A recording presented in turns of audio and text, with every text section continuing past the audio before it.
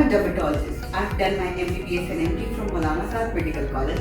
Have been a Delhiite all my life and have been in practice for 22 years. Really feel old saying it.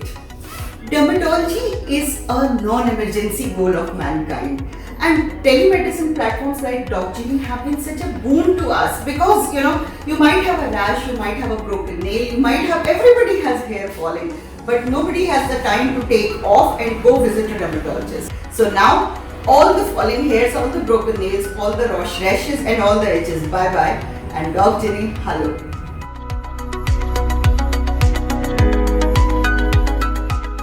I'm Dr. Rachna Kucheria. I'm a family physician with over 27 years of experience in India and in the United States. I treat all kinds of ailments, from flu, fever, coughs, to diabetes, blood pressure, high cholesterol, as well as mental health problems like depression, anxiety, panic attacks. During my years of practice, I've had a special focus and passion for looking after the elderly, especially the older elderly over 85-year age group.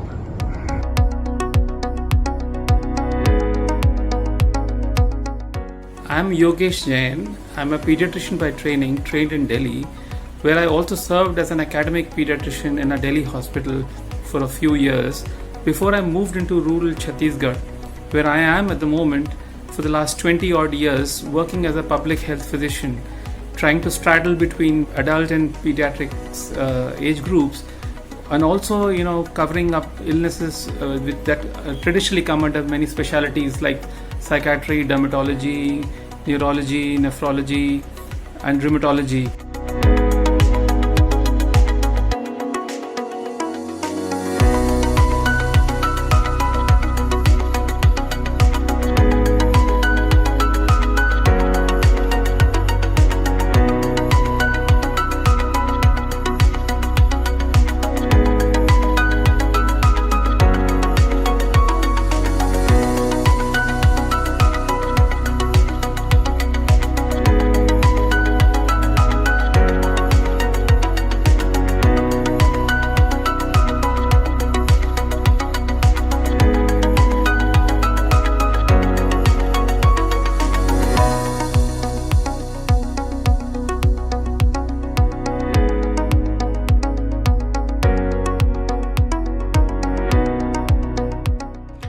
I am Dr. Roshan Jain, a practicing psychiatrist in Bangalore. I have over 22 years of experience in psychiatry, addiction, psychotherapy, teaching and motivational work. I have been offering teleconsultation, which I think is particularly suited for mental health consultations, counseling and therapy, as it offers higher confidentiality, convenience, and can be done in the comfort of your own space and at your leisure.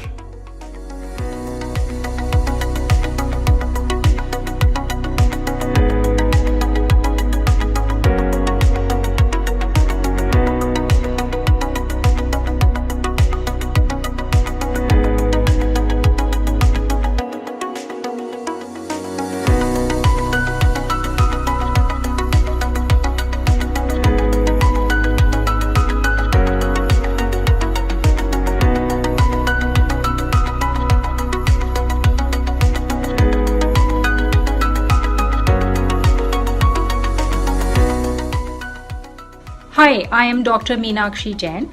I am a practicing ENT specialist. I have been practicing ENT for the past 25 years in South Delhi. I have been managing and treating the entire gamut of ENT ailments, right from common coughs and colds to endoscopic removal of brain tumors.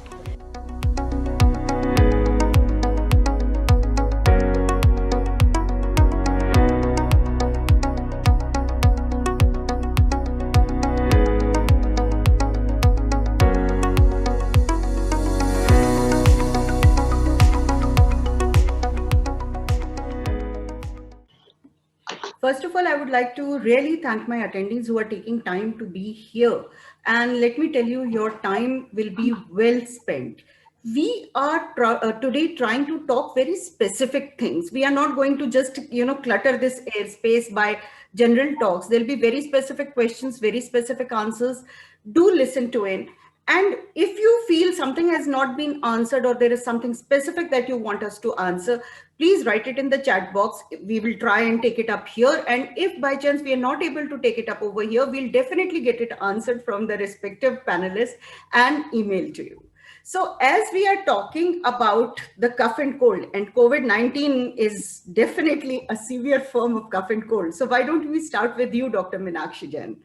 As you said, you have been dealing with all this for 25 years. What's the difference now? How is it different? Please unmute yourself.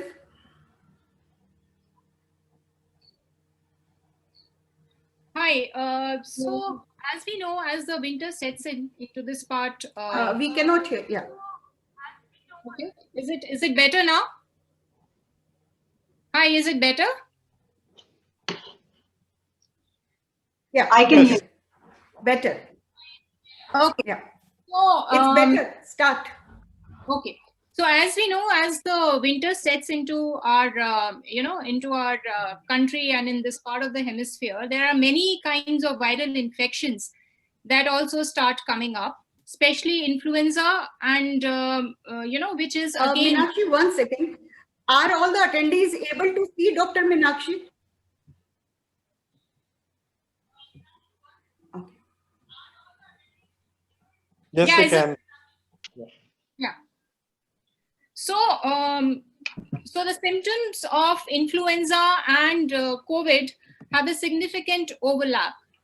You know, there are same kinds of coughs and colds and fever that comes up with influenza as well as with COVID-19 infections. So it is difficult to differentiate many times. But there are certain category of symptoms like loss of smell and loss of taste, which are seen more in COVID-19 and not so much in influenza. Again, there are certain gastrointestinal symptoms, especially uncontrolled diarrhea, that is seen more in COVID-19 and not so commonly seen with flu. But whenever there is a doubt in your mind whether it is influenza or whether it is COVID-19, I think the best thing to do would be to get yourself tested. And that too at the earliest which is possible, which will basically clear the doubt in your head, and accordingly you can take treatment. Because to manage COVID-19, as we've been seeing over these past almost 8-10 months, that the earliest we treat these patients, the best the recovery rates are. So I think that's what I would like to say about the infections. Okay, thank you so much. But one of the symptoms which I feel is like patients say, yeah, can you hear me? Yeah, I can This hear is the you. most common sentence spoken in 2020. The idea that patients have something stuck in their throat. This is a very common symptom which people are coming up with. So yes, so in any case, the idea that or the feeling that people say that there's something stuck in the Dr. throat. Roshan Jain. Hello? Yeah, so it is a common symptom of many ailments. It is not just seen in COVID. It can be a sign of Yeah, any we kind. can hear you. Go on. So it can be a sign of any chronic kind of inflammation. And so many patients are visiting these days because they have this perpetual feeling of something stuck in the throat, which is giving rise to a lot of psychological problem in them. Most of them are coming with the fear of COVID or with the fear of malignancies. And we are, looking up into their throats and doing endoscopies just to rule out these pathologies. So, I mean, there is a lot of fear in the minds of these people, whether initially it used to be just malignancy, cancer of the throat, that I have some certain feeling in my throat, which could be because of cancer. And now with cancer, it is also COVID. So I think the emphasis should be on making people aware that what are the signs and symptoms are, and if they actually take timely medical attention, they are given timely medical attention and treatment, then I think we can take care of most of them. We are already, we have already 94 plus or 90 plus recovery rate in our country. So I think we can improve that. But the psychological trauma that is happening, because of this feeling in the throat and because of morbidity that we've seen, or mortality that we've seen over these months, has to be really given attention to, needs to be given attention to. So I think, yeah, so that is... Yes, now I would like to move to Dr. Roshan Jain, because again, this symptom of something stuck in the throat can be a symptom of anxiety also, Dr. Roshan Jain. And can it be a simple anxiety when it's been 10 months in the pandemic, 10 or 11 months? How do you perceive this anxiety, and are you feeling that people should be more aware that it can lead to depression and something more serious? No, precisely.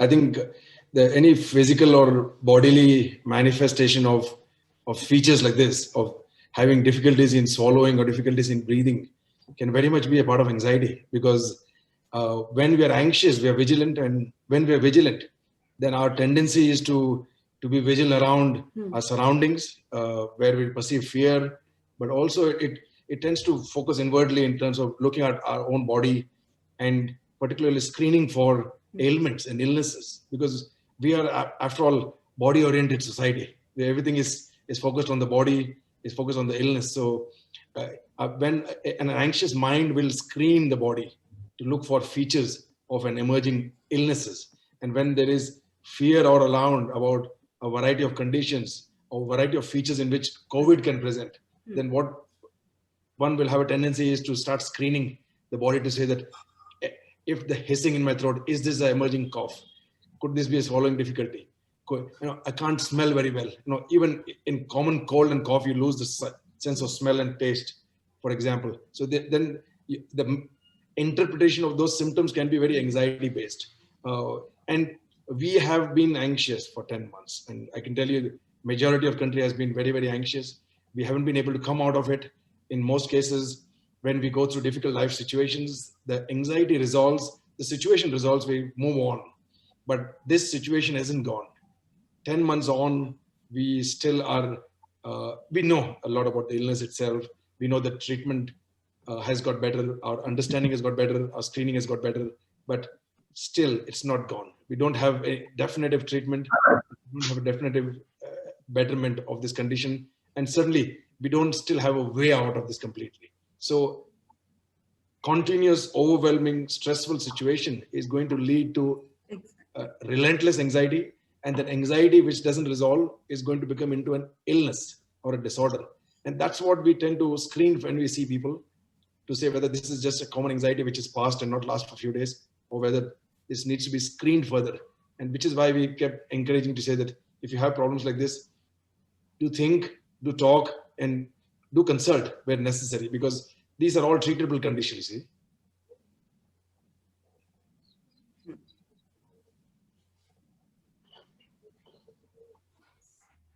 Thank you, Dr. Roshan. But the other spectrum, other end of the spectrum, Dr. Yogesh, is something called as pandemic fatigue. It's been so long and people are so fed up that now they are actually not bothered. What do you say when you sit in the community and you see the pandemic fatigue setting in? Because this pandemic is not going anywhere, but the fatigue is setting in. I would say here that these are problems of human beings. हम लोग जो इंसान लोग हैं, हम this pandemic that has hit us in the last year has affected us by leaving its breakage in form of anxiety, depression, and many other post-COVID problems that we all are aware of. But at the same time, ये जो आफत आई हमारे ऊपर पिछले जो crisis हम बोले, तो this human beings are not prepared for a long afat or a long crisis. Crisis should come, destroy you, or leave you you come out of it and then move on. But so we are not prepared for a chronic crisis of a there's no word like chronic crisis actually in so what has happened is that people में एक थकान हो गई है. There's a tiredness with attempts that we made as part of the pandemic response. Whether the system, where the health administrators were checking out everyone, producing reports for their bosses, political bosses, or their state bosses, or or they were, the people were asked to respond to by doing a culture change of, wearing a mask each time, distancing themselves, locking themselves in place. So these things, they can be done for a certain period of time. And I think the human mind is not prepared to, handle a crisis for long. And I think at some level, after this tiredness, people have sort of, and the systems have also sort of, given up in a sense. We know that we cannot afford to give up, but the fact is that we have to handle this additional problem of trying to shore up people's abilities to handle a problem for a longer period than what they've been used to. But it has not been easy. I think these dips in problems happen whenever the numbers have come down, say, as for some weeks. Then people start giving up their high level of anxiety or high level of responsiveness. And when the problem comes back, then it's not so easy for people to take on. So I think I wouldn't call it a psychiatric problem, but it's a community level problem, that a system level problem that we have to learn to handle. And we have to see, learn from other responses like South Korea or Singapore, where even now people wear a mask each time. So the proportion of people who are wearing a mask all the time is 98%, as compared to Delhi or other parts of peninsular India, where the masking rate may be 20 to 25% only, even though we are losing a large number of people at a national level. So I think I would like to only underline that there is a problem, additional problem than the psychiatric problems that Roshan mentioned a little while ago. Just wanted to add a point, a very, very important area, because I think we've come to 10 months on, we're now coming to pandemic fatigue. And pandemic fatigue is simply, it's not unique to, the fatigue is not unique to pandemic at all. All health behavioral changes from psychological point of view are prone to relapse. So, from studies, we know that about 50% of health behavior changes like healthy eating, reduce smoking, reduce drinking, taking up exercise, and so on, that tend to relapse or revert back to normal within 6 months' time. So 50% of people will go back to what they did previously. So we are now into 10 months. So you can expect that more than 70% would be going into fatigue and getting fed up with what have been given specific instructions to do certain things. Yet we see the numbers rising, the uncertainty is increasing, and the fear is still creeping in. We are still not at ease. So exactly. So we have to brace ourselves. Exactly. So we have to brace ourselves. And now that the winters are setting in North India, it's severe. In South India, it's still there. Dr. Rachna, how do you how can you help us to keep our elders protected? Once you get the disease, that's a different thing. But elders as such are more prone to getting all the winter related ailments. So what do you suggest? Any specific diet, any exercise? I will ask you about the home care of COVID also. But first, because this question has been asked by our attendees, what do you say? What can we specifically do for our elders so that they are saved from this? First of all, a very good evening to all of you, and thank you for joining in. I'm glad we're starting with the elders, one of the most precious members of our community. So in no particular order, I would like to make these suggestions. Since we opened with the question on flu, let me clarify about the flu vaccine. And that is an important vaccine, not just for the elders, but all age groups above 6 months, above 2 years, I think it is. So the flu vaccine is available. I don't think it's covered by the national program, but one can buy it or go to a nearby clinic or hospital. It's an important vaccine because it does reduce the severe symptoms of flu, also the chances of getting flu. So the risk of a person, even if you get the flu, getting to the hospital, that senior person, elder person, or anybody else in the house requiring hospitalization comes down if one takes the flu vaccine. So that is one that can be done not great difficulty, and I do recommend that. The second vaccine, I'll just start with vaccinations. The second vaccine that we already have available to us and is recommended for everyone over 65 years of age group, and certain other groups with other chronic problems like asthma or lung problems, what we call COPD, is something called a pneumonia vaccine. Pneumovax 23 is one of the brands available. So that is recommended also. Check in with your doctor.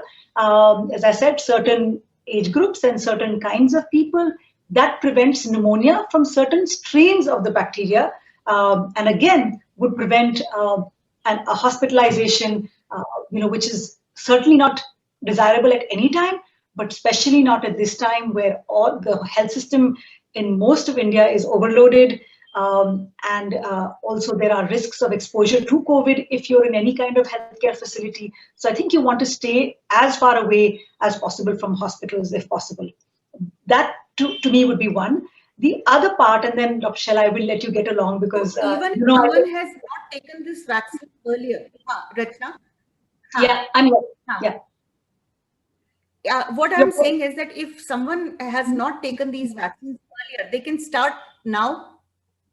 They can start now. The ideal time recommended is the vaccine is usually available end September, 1st October, but they can definitely start now because the flu season will go on well into end of March till April. So we're looking at least another 4 to 5 months. So they can take it now for sure.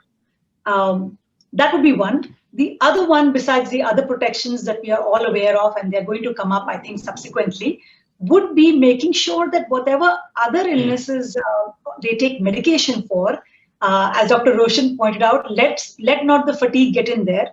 Continue to look after the sugar, the blood pressure, the heart disease medicine, you are taking them. Continue to monitor your weight. Continue to get some form of exercise. Make sure your weight is not going up. And be on the lookout if you get any problems, any new problems or problems that were recurrent and you're getting early signs of it, swelling in the feet, a new cough, any mild fever also. So be on the alert. So 2 more points here. 1, to continue taking care of any of the ailments that were already there. And 2, for family members and senior citizens themselves to be on the alert and report any new symptoms earlier rather than later. And here I'd like, unless you want me to go on, Shella, this topic I can go on for. Now, what the problem is कि pandemic fatigue बोल लीजिए या सबको लगने लगा है कि doctor तो कुछ दे नहीं रहे हैं, सिर्फ एक बहुत सारी they are giving a myriad of medicines. So everybody knows about ivermectin, everybody knows about steroids. So they are doing the home treatments. Dr. Meenakshi, I would like to ask you, when should this home treatment be stopped and the patient rush to a healthcare facility? Because we know that the earlier the treatment given to the patients, the better the chances of recovery. So what should be the point? Yeah, so actually you see most of the people, actually 80% of the people are advised to stay at home. It is only about 20% who would need hospital care.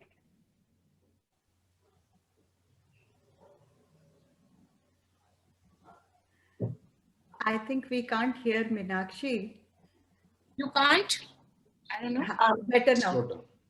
Now better. Yeah. Okay. So as I was saying, about 80% of these people have been advised to stay back at home and stay in home isolation. So actually, if you look at it, there are no active treatments that are required. Even in home isolation, people have been trying different kinds of medicines on their own because, there has been an epidemic of information. Every day there is a new drug. Every day there is a new kind of therapy that is coming up. And people are trying different kinds of therapies on their own, which is, I think, not advisable at all. But or in a home isolation, they should be able to recognize certain signs and symptoms, which would generally patient himself, and we should also make the caregiver who is taking to count a few. I would say that, you know, if you feel that you are feeling you are not getting enough oxygen, you know, if you're going up a flight of stairs and you feel that, you know, maybe time you take normally to come out of that breathlessness is more than you usually do. And these people are in home isolation, if they are saturation, measuring their oxygen saturation, and they find oxygen that probably the disease is going down, not in the throat anymore, it is involving your chest, you know, then Yeah. You feel that there is any pain in the chest, you know. So these Now are the the one- symptoms that should tell you. Yeah, to please. move to the hospital. Yeah. What I want to know, Dr. Rachna, that how do we behave with people who are quarantined at home? How do the people at home behave with the other members? Should they be? I have heard of people who are isolating them totally in one of the rooms. They're not connecting to anybody. There are people who are moving around in the house. What is the logic, and what do you say if somebody has tested positive? There are 3 members in the house. 1 tested positive, 2 tested negative. What do we do? Absolutely. So I'd like to, Dr. Shela, make a distinction here. These are words that are being used between quarantine and isolation. Quarantine. Exactly. That's the whole thing, because the vocabulary is jumbled now. So you have to very distinctly tell us how things are and how do we treat these people. Like, treat means how do we behave with these people? Exactly. So quarantine is a term used when you still don't know the status of the person. The person has not been tested for COVID, and there could be a suspicion that the person may be infected. That's when the term quarantine is used. I'll give you an easy example. Let's say somebody has traveled somewhere, domestic or international, and now they have come into your home, right? Could be a family member or a staff member, anybody. They've come into your home. Now, they could have got the virus from their travel, from anybody, from an asymptomatic person or a cough or a symptomatic from anywhere. They've come into your home. Now, they should ideally quarantine, or their own home, they should quarantine for about 14 days if they don't want to get the test. Now, they don't have any symptoms. They didn't get the test, but they may have had an exposure. Then we use the term quarantine, and the ideal time is about 14 days.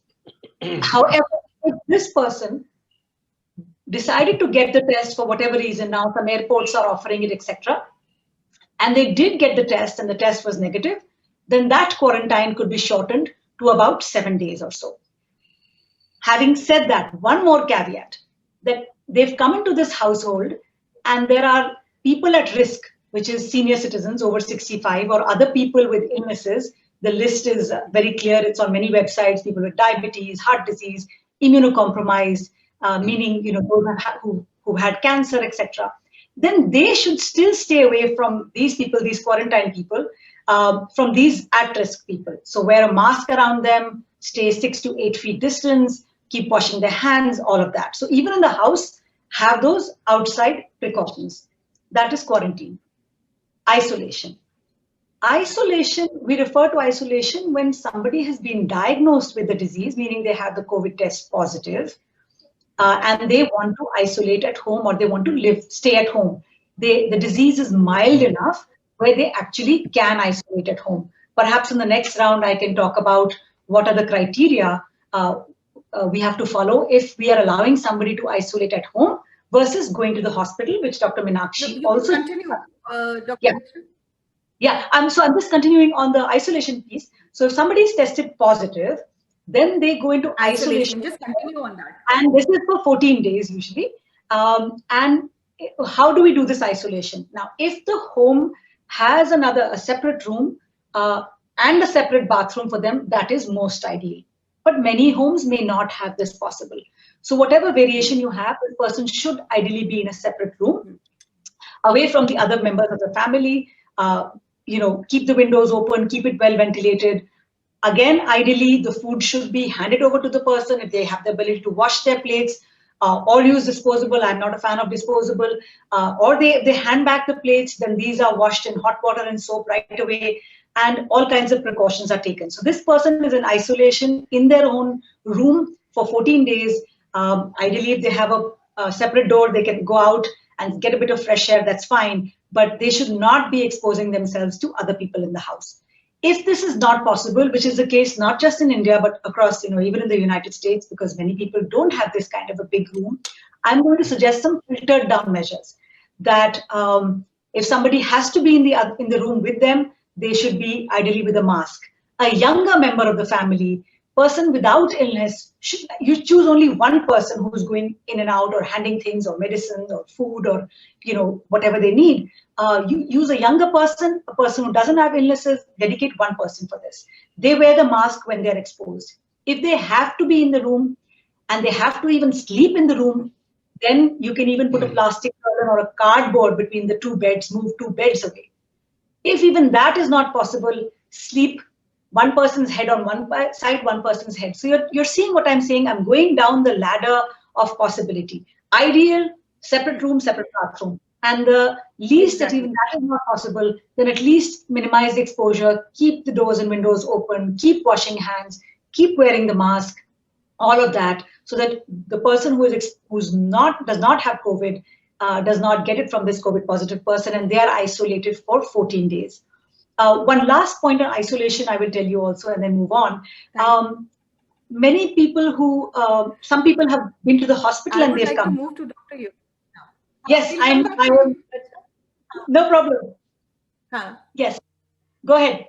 We'll come back. We'll come back because I am getting lots of questions and which are very relevant because everybody is very panicky about these things. So I would like to go to Dr. Yogesh and ask him. Dr. Yogesh, initially when this pandemic started, there was risk of COVID from fomites, from things, food packages, milk packets. There was so much focus on cleaning. People were keeping things outside for 2 weeks, 3 weeks. One of my very old known to has asked this question, and I know she and her, because she lives with her old parents, they were very panicky about it. So what is the status today? What should we be afraid of? I want to hear from you. As you always say, mask is the best vaccine. But what about the other things? What we were afraid of touching everywhere? We were afraid of washing vegetables. What do you say now in November when we are in this pandemic for past 11 months? So I would say clearly, as a general principle, inanimate objects, जैसे जिसको हम fomites बोलते हैं, they are not a major source of transmission of problems of the virus. The virus can last for a few hours, and now वो जो हंगामा था वो थोड़ा कम हो जाना चाहिए. Absolutely. I think the major risk is from people who may be having the disease, and that also symptomatic people, not even asymptomatic people जिनके बारे में भी हुआ है, उनसे भी ज़्यादा उनसे infection का risk है, लेकिन वो भी सीमित risk है. It's a limited risk that they pose. And I think fomites usually are not risky, but except for a few hours. So therefore, if you are in those fomites that are there in your own vicinity, you can touch them. If you touch them, then you wash your hands after that. But I think things like packets that come from outside, whether food packets or milk packets or postal things, I think if they're almost there's a negligible risk from there. And some people like to just wipe them off with some cloth, or keep them with some sanitizer if it does not spoil the thing. I think that is more than enough. I don't think one has to keep them out for a week or 2 weeks to allow the virus to die, or I think that we need to come down, as we know. If I may add here, so the most important thing then remains the mask. Well, I would say yes. The mask is clearly a very useful thing because, as I was telling the last time around also, masks say it is useful for the person who's wearing the mask, but it is also far more useful for a person, for the community at large. कि उनका भी फायदा होता है कि अगर मुझे कोई, the person who's wearing a mask, if he or she has an infection, that infection is also not transmitted to the other people. So, and I think the key about masking is that almost all of us have to wear the mask for it to be effective as a community strategy. It's not that only Shaila or I, among the various people wear it. And I would say there are now studies to show impressions that, the people who are coming down with bad disease now are actually those people who have not been exposed to, small doses of the virus. So, अभी जो लोग जरा बीमार पड़ रहे हैं, वो health workers नहीं बीमार पड़ रहे, जो अस्पतालों में रोज जा रहे हैं. It is the people who are, who are situated at home, away from everything. We are getting small doses. We are getting small doses. So it's in a sense, someone has said this mask is like a vaccine. So I think by wearing a mask regularly and being in some sort of exposed environment that we all are, is actually also immunizing. And who knows, by the time the vaccine arrives in this country, for most of the people, we may not need the vaccine because the disease would have sort of, would have caused this small doses would have caused immunity in all of us. So the mask is probably the investment that we have made in a vaccine before the biological vaccines come in. Yeah. Yes. Dr. Yogesh, there is an additional question. I would like to clear it here. Any specific type of mask you would like to recommend? There is so much of confusion. So I certainly, mask ke bare mein, there is a certain minimum requirement. You cannot wear a gamcha or anything. But as having said that, all of these are better than nothing, but they are not adequate. And I would say a 3-layered mask is the best thing for people to wear, or what is called otherwise a surgical or a medical mask is okay for people to wear when they are together with people. But those who are exposed to a larger number of people who are infected, possibly infected, then for them an N95 mask is recommended. But that also has to be learned how to dispose it and how to change the mask. I've seen a lot of doctors using the same N95 mask on days on end, and health workers, which is completely not a desirable thing. It has to be, mask has to be allowed to, disinfect itself by keeping it out for a few days.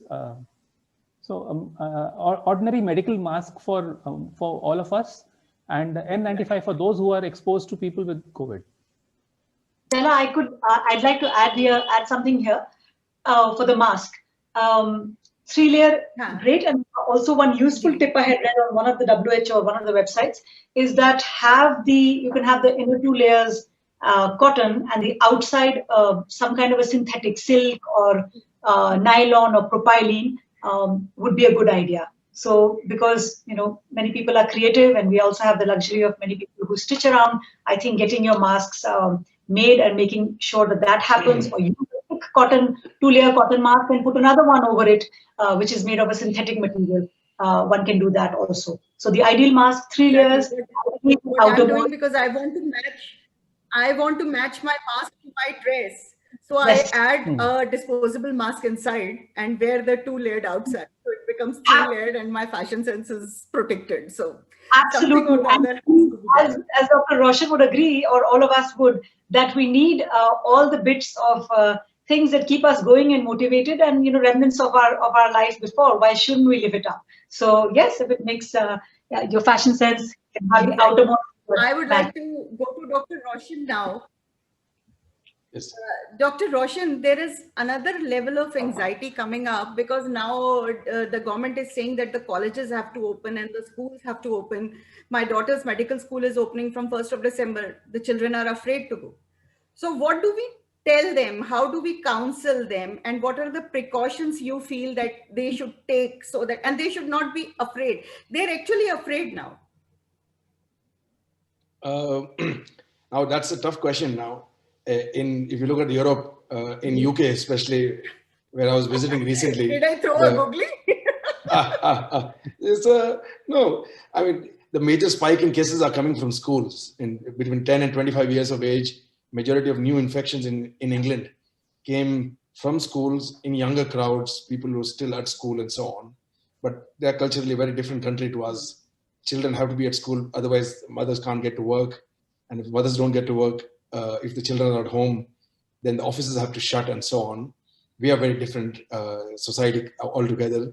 But that's one of the reasons for doing what they did. But I think the government is setting out very, very specific guidelines on allaying fears, to have this distancing norms, to take the precautions. And I think going back to turning around the question to say that one of the major fears are that people are letting their guards down.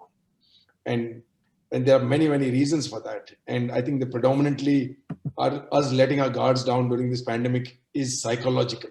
It's not physical. That we have been wearing masks. There is data that's 70 to 80% of people worldwide are now wearing masks in public places. They're washing their hands much more than we did. We used to wash our hand maybe once or twice a day. Now we're washing it several times a day. Our behavior has not significantly changed. But when the psychological fatigue sets in, then we start to sort of give it up.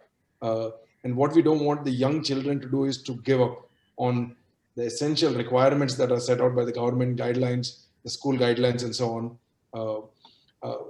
I think in India, they're still looking at starting schools for much older children in grade 10s and upwards, to, if I'm correct, because they might be able to adhere to guidelines and protocols as compared to younger children in any which ways, that the very young children are less likely to catch infections and less likely to spread infections, so which is good news in a way. And if the older children are going to be going to school and colleges, then you continue to need to follow the guidelines, keep yourself motivated, lighten up the situation, as you said, match your mask to your dress, to your jacket, and so on. This is not going to be an everlasting situation. This is a long-lasting situation. So this time next year we'll be smiling and doing something else and meeting in person. So lighten up the situation. Do what you're required to do. We'll have a webinar of how we spent 2020. Yes, and not to ignore and the. Now, as a dermatologist, I would like to put in my 2 bits. Carry on. Yeah. Can I continue? Yes, please. Yeah, because now what we are talking about is we're talking about washing our hands again and again. As a dermatologist, what I am seeing is that people are coming with hand dermatitis, the contact hand dermatitis. As such, this used to be very common because of detergents, but now because of sanitizers and because of constant rubbing, the hands are becoming they are the casualty. So my only one takeaway, one request is that when you go out, and especially when the students are also entering the colleges and all, wear gloves so that you don't have to put sanitizer again and again on your hand when you are touching surfaces. And whenever you come back, wash your hands with a mild hand wash. You don't need an antiseptic and antibacterial hand washes, just a mild hand wash, and immediately apply the cream. Well, when the skin is soft, then the cream goes in better. So that way it will help your skin being protected, and once it's protected, it will become it has a barrier function. Skin ka kaam is barrier. So if you compromise that barrier, you're actually making things. Now, there are questions which I'll ask Dr. Meenakshi, because when I'm talking of barriers, people have not taking newspapers, they have not been getting vegetables, they're not ordering food from outside. So what is the take today? Because these questions I'm being asked again and again, and we have to answer them because the life has to come to a new normal. So new normal is keep your morale up. New normal is wear a mask properly. But does the new normal include all these, Dr. Meenakshi? So, as I think Dr. Yogesh already put it in place, that fomites are not the carriers. They are not considered as carriers anymore. And certainly print media is not. I want to stress it again and again because these questions are coming up again and again. Yeah. I can understand. And there is a lot of fear, because of this disease in the minds of people. And they are forever scared that if we touch the newspaper or if we pick up the newspaper, we're going to get COVID. So it has been, I think, again and again reinforced that the transmission of this virus is through it's from one human to the other, or it's from one infected person to the other, and the transmission is not through fomites. If at all it is through certain fomites, and you leave it out for a couple of hours, and as Dr. Yogesh just said, that even if you manage to spray it with some amount of sanitizer and then use it later, I think that should be enough. As far as it's basically wearing a mask, because the communication of the disease is through the respiratory mucosa and through the droplet and the aerosol. It is not through the fomites. So I hope that takes care of that I question. hope this point is very clear to all our attendees, because the panic has to go down and the right behavior has to kick in. So the right behavior is that you have to get used to wearing mask, and wearing them properly, not under your nose or on your chin. Dr. Rachna, I would like to come to you. Any exercises or any well-being activities? There are people drinking lots of kadha, lots of green tea. What do you suggest? Anything which we all should take up at this point? Because the cold as such makes your body more vulnerable to all the viruses and the different infections. What's your take on this?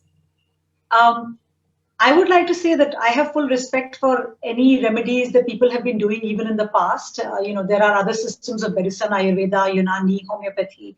And through the years and decades, for the cold weather and to prevent other kinds of infections, we've had many families and many regions of the country believe in alternative recipes and therapies. So please go ahead and continue with them. No issue with that.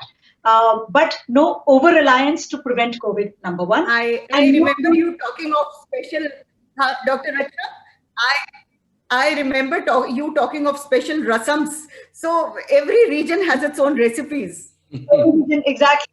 There are special rasams where my family comes from for cold and cough, pepper rasams, etc. to help with that. So definitely do those, but no over-reliance on them that, this is going to take away all my woes, or I will never get COVID if I'm drinking this. And no going overboard also. I know Dr. Manish, who is a surgeon, and your husband is seeing some very unusual things with people overdosing themselves with haldi and kadha and all of that, problems of the rectum and anus. And so none of that, please, and no experimentation, I would say. Something you've been doing for a while, tried and tested, go ahead, but no too much experimentation and no reliance on this is going to prevent COVID. We do not have data for it. That's what I would suggest. In fact, if my go ahead. Lot of oral and oropharyngeal burns because of people who are, drinking piping hot things, hoping that, this will kill the virus which is sitting inside. Exactly. Oh, Lord. It is not a practice that, should be encouraged by any standards. So, I mean, rest. Exactly. Yes. Thank you. And Dr. Yogesh, we want to talk about the vaccines because that's a hot topic today. But before the vaccines, I just want to ask a very practical question. How safe is it to travel? And if somebody wants to travel with their small babies or elderly, is it advisable or they should postpone it? Till when? So this is not an easy answer. I would say that the judgment should be based on if you require to travel and the travel is unavoidable, then that's why it went to you, Guruji. So I think if the travel is unavoidable, then so one must do it. What about the vaccine scenario today? So I would say that there is a lot of hullabaloo about the vaccines. At one level, there is the strident hope, like it is going to be a Rambaan, which is going to sort out everything for all people. And as we are waiting for that to come and end the pandemic. Now, I'm neither a vaccine evangelist, neither I'm an anti-vaccine person, but I have my set of doubts regarding the excessive hopes that we have pitched on the vaccine. We don't even know whether this vaccine will prevent deaths. It is certainly showing the data from whatever we are learning in the last 2 weeks that the disease burden seems to be coming down, but whether the deaths have been reducing, whether it prevents infection transmission from one person to the next person is not known. We also don't know whether this vaccine would be available for us, for the large majority of us, by the time the disease is still very largely prevalent. So because it might take 6 months more for the vaccine to be available in a larger number of people. So we don't even know from a past experience of 2009 when the H1N1 flu pandemic happened. The vaccine came by the time the vaccine came, the disease was already dying out, and arbo kharbo rupees were wasted because the vaccine could not be used by anyone. So we don't even know whether this might happen in COVID, that the industrialists would make their money and the vaccine would not be needed. Finally, we don't know whether where is the money going to be coming for this vaccine in this country. We don't have the budget is going to be in tens of thousands of crores, and I don't know who's going to where is the money going to come in a economy which is in recession at the moment. People don't have the money to pay for such a vaccine if it is in a few hundreds or few thousands. And finally, I would say the vaccine is only going to be one thing. We need to be worried about other things. And I would say by doing a proper masking and by doing other things, we should be able to see through this pandemic in the next 1 year. And when the vaccine is available and is there with us, we would take the vaccine if by the time the data on long-term safety also comes out. As of now, we don't have this data that whether this vaccine is safe over a long-term period. It seems that it is likely to be very safe, but we don't have a full proof for it. So I would put it at that let's not pin all our hopes on the vaccine. Let's do whatever we are supposed to do, get over this fatigue that we have had about the pandemic, and brace ourselves at least for the next 6 months before the vaccine actually comes into our lives. Yeah. Okay. So, Dr. Roshan, as you said, we have to pep ourselves up. Few advices which you want to give to two segments. One are the adolescents who are who were busy partying and who had an active life. Now they're cooped up at home, and our elderly. And how should we respond? We means we are the middle generation. We have to look after the children also. We have to look after our elders also. So, any advice you want to give us? Yeah. I think I would apply it to all age groups. First advice during this 11 months of grueling problems is I think that one of the greatest regenerator is adequate amount of sleep. When we sleep, we are rested, we are relieved, body is relaxed, mind is fresher and clearer, and we are able to think, we are able to act vigilantly. And sleep is one thing that get disturbed when we are happy. We don't want to sleep anymore, and it gets disturbed when we are sad and anxious and worried. So this is one of the first things that humans compromise. So try to sleep 7 to 8 hours, all age groups. There is no bar for the duration of hours for elderly people. There's always a feeling that an elderly lady or elderly man can sleep for 4 to 5 hours. Chachaji only sleeps for 4 hours and that's more than sufficient. That's absolutely wrong. 7 to 8 hours is what is required for most people.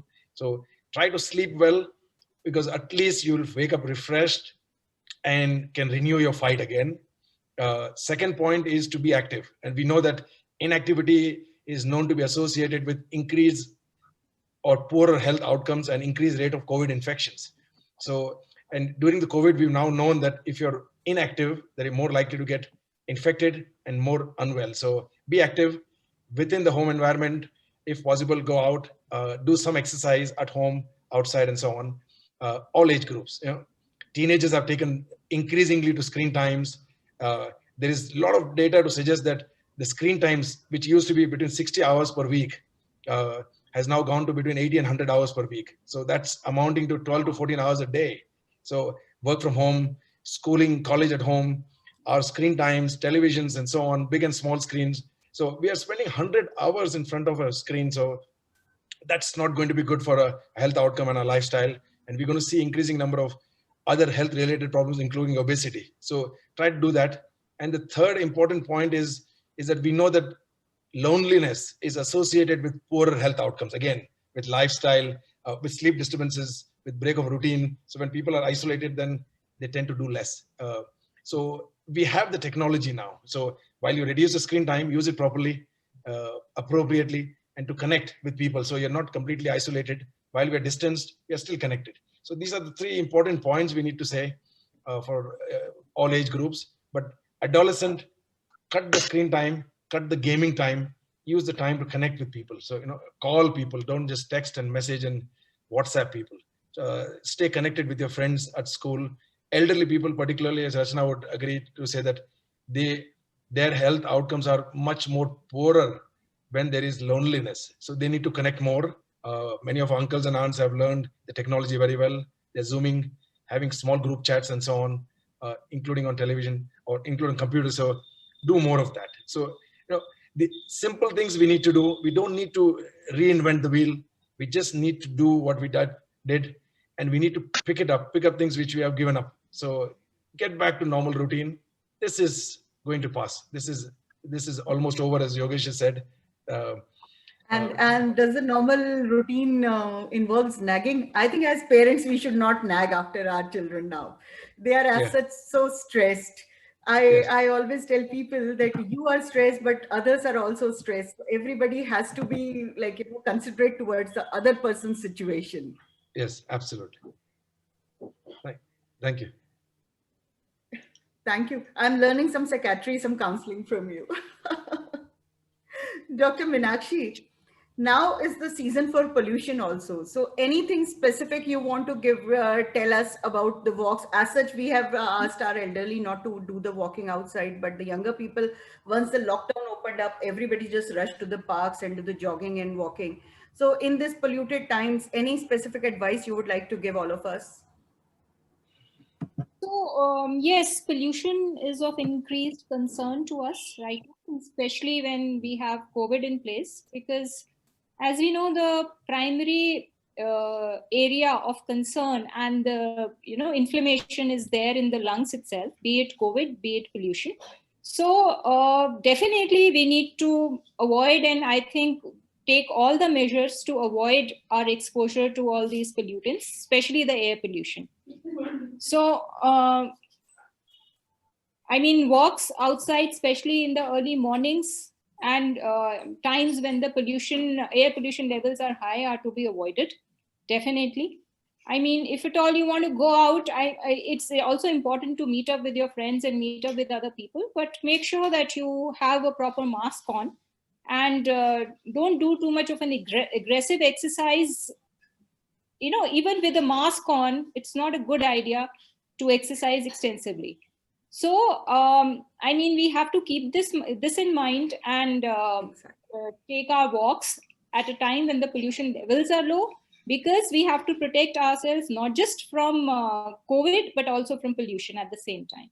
And I think that is going to help, and that is going to go a long way in protecting us from both. So I think the end is the mask, which has been again and again reinforced by all of us, that masking is important and it should be done for both the problems. I think it will help us with pollution as well as with COVID.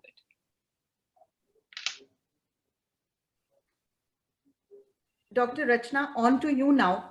We have discussed many things, but we have not discussed also many things. Something which you feel that we all should talk about? Yes, absolutely. I do want to bring up a couple of topics. One is the issue of testing and then medicines which people are taking or being given for COVID, and the third of home care for COVID. So in case you have been advised, for most people, as Meenakshi, when she opened, said, thankfully about 80% people get a very mild form of the disease or almost no symptoms. For them, home care is a very good option. Having said that, a few criteria must be fulfilled. That we talked about the space, a caregiver must be there, and then your clinical condition should be such that you are safe enough to be at home. So for that, definitely check in with a doctor. And this you can also do through teleconsults now. Most hospitals, clinics, and of course our platform is offering those. So if you meet the criteria that you can safely stay at home, the doctor does see your oxygen is all right, you don't have many critical problems like breathing problems or pain chest or too high fevers or a very bad cough, then you may be a candidate for home care. So that I'd like to say is one. The second one, there is no medicine still yet proven which one can take outpatient, as we say, outside the hospital. So many of the patients say, can I get an antibiotic? Can I get this? No, it's no use. It's a viral infection. It's going to cause pain in the throat. It's going to cause body aches. We will give you crocin, but unfortunately, an antibiotic is not required. Or I see many people with prescriptions for ivermectin, as we talked about, Fabiflu, that's another popular medicine, even HCQS. Currently, let me please say it loud and clear here, there is no science backing up these medicines to be given outside of the hospital, even in the hospital. I'll come to the hospital a bit later, but none of them for outside hospital. We don't have a medicine for it. Like you have one in case you had, let's say, a sore throat, a pharyngitis, then the doctor gave you amoxicillin or augmentin because it was due to a bacteria. You don't have that for this virus yet. The third thing I'd like to talk about also in the testing is two things. One, a repeat test once somebody's had a COVID. Should we get a test at day 14, day 10, day 12? No. If somebody's had the COVID, for most people, there is no requirement for a repeat test. And I'm using the word most because there is an exception there also for people who've come out of the hospital who may be having lingering problems, other things. But for most people, there is no requirement for a repeat COVID test after you've had the COVID, especially if you've been one of those lucky ones where it was mild and you were at home. No need for a repeat test. There is science to that, but I don't think we have the time today. We are already at 6 o'clock. And one last point I'll make, Dr. Shaila, because I am mindful of the time, is antibody testing. People, again, who had the test or had the disease or not, should we get the antibody test and want to use it as some sort of an immunity passport? No, again, the science is not there yet to say that if you got the antibody test and there are some antibodies present, whatever counts the lab is giving you, is that telling you that you're immune right now? No, it's not. That science is at the verge. There are some early papers coming out, but right now it's not in clinical practice. And last one about testing is something called CT count. CT count on your RT-PCR test. People come to me and say, my CT count is low, my CT count is high. Does that mean that now I'm getting rid of the infection? Again, no science to it yet to translate into care for people. That on that RT-PCR test, if you're looking at some CT counts, it doesn't translate into anything that one would do differently for you. So pay no heed to it. These are 4 broad points I wanted to make. Over to you.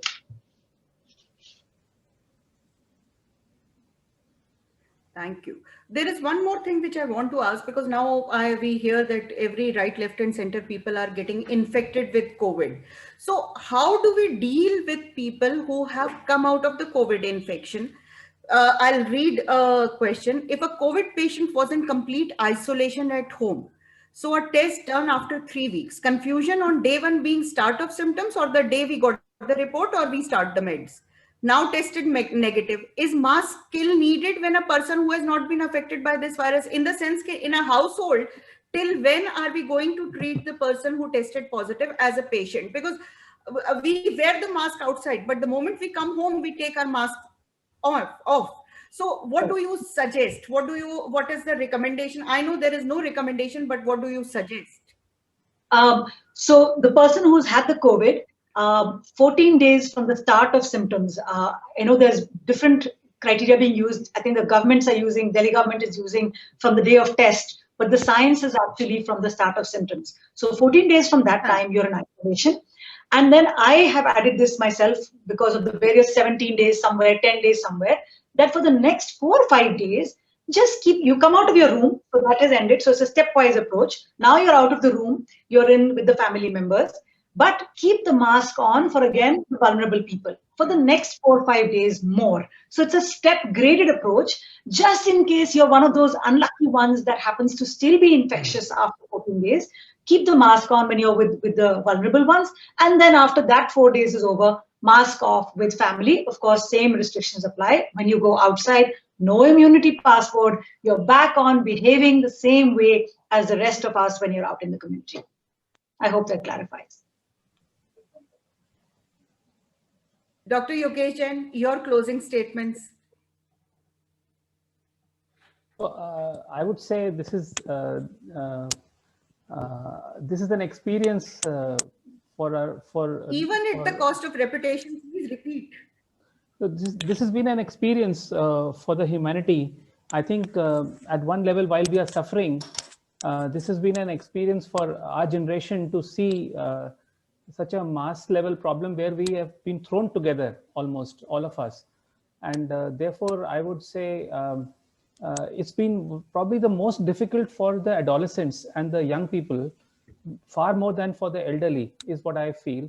And I'm actually worried for them that they should escape from this, from having managed this chronic crisis in a sense, so that they become people who are not, pessimistic adults, and they don't lose the zing for life while when they come out of this pandemic. Elderlies are actually, because they're also more sensible, they certainly would suffer, but I think their role would also be to support these young people. And I think we in the middle age are certainly also going to be more important in our role in supporting the young people who have suffered the most.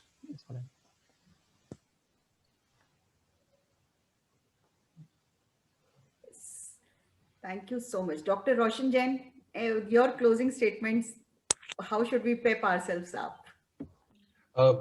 As always, as psychiatrists, I would say that we are running a parallel crisis here. So there's a physical health crisis and mental health crisis. But I think this crisis has also given us an opportunity to learn much about ourselves, our behavior, and our collective efforts to fight this. So, but we need to carry on the fight. It's not over yet, and we have not given up, and we will never give up as a human race. So all we need to do, to repeat myself, is to say that, sleep well at night, wake up and be active, and while you're awake, try to connect with people, so that will reduce your isolation and loneliness. Change your routine and motivation because that will drive the motivation, you see. So when your routines are changed, you feel good. The challenges, the stresses turn into challenges, and it becomes exciting. So do simple things in life. The fight will carry on, and where needed, always seek help. Talk to people. Professionals are always there to guide and help. Like we've guided many people. These platforms have now come to offer those guidance needed for people who otherwise wouldn't seek help. So seek help where necessary, just within your own space, within your own home. Don't need to go anywhere, but look after yourself and seek help when required. Thank you everyone. Thank you for sharing your thoughts and sharing the scientific research. And what I want to say as a brief thing, that everybody is worried, and the situation has changed from what it was in March. COVID-19 is a novel coronavirus, so nobody knows anything about it. We are still learning. So I hope people will reduce the panic. They will go out of the panic mode, and they will go to the protective mode. Thank you so much. We try to answer all the questions. If by chance any question is unanswered, please write to us. We'll make sure that we ask the panelists and we email you the questions. And for all the attendees, there is a brief survey from Doc Ginny, Mr. Vijay Raghunathan, I hope I'm correct. Do fill it up. And if there are any further questions, any further webinars that because we picked up COVID and winter time, though winter time it was just an excuse. We wanted to talk about what is happening today. We'll come back again with different specialities, with different questions. And thank you all the panelists for being here. Thank you, Doc Ginny, for giving us the platform to seek the medical care right from your home. Thank you. Dr. Shaila, thank you everyone. Thank you. Thank you, everybody.